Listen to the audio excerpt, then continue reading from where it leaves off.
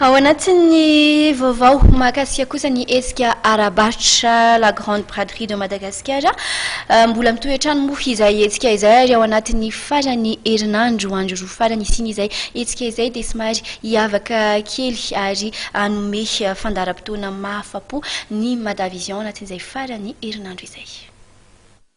Hanokana fandarana mahafapo ny Madavision mandritra ny farany herinandro ho andro mpitsidika ilay hetsika la grande braderie de Madagascar andiany natokana ho fanomanana ny fidiran'ny mpianatra ary atao etsy amin'ny lapan'ny fanatanjahantena sy ny kolotsaina etsy Mahamasina amin'izao fotoana izao. Hatreto miditra amin'ny andro fahatelo amin'ny grande braderie de Madagascar isika. Izay mpikarakara manokana dia matsapa ao anatin'ity andro fahatelo ity fa efa tonga mavitrika ireo ataontsika hoe client potentiel izay petsena aty amin'ny grande braderie de Madagascar. Raha nresadresaka tamin'ireo mpampirantsy izay mpiara-miasa aminay dia manao izay mety kotrana izy ireo amin'ny ataontsika hoe remise izay atolotra izy ireo mandritra n'izao fikarakarana fidiran'ny mpianatra izao satria raha malala fa somary sarosarotra ny atao hoe fanomanana an'izay eo amin'ny ray aman-dreny. Ary izay mpikarakara dia mahita fa tena mora dia mora tokoa ny vidin'entana aty amin'ny grande braderie de Madagascar ary manentana izay ho amin'ny roa andro farany izany hoe ny asabotsy sy alahady fa dia tsy ho diso anjara izay mandalo aty.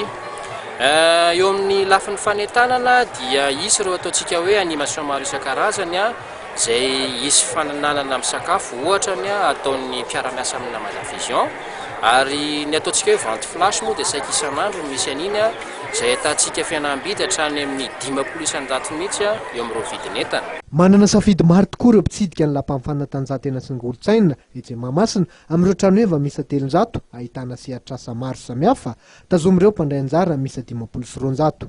Mampiavaka ny entanay amin'ny entana rehetra dia voalohany indrindra izy aloha marque française originale édition limitée.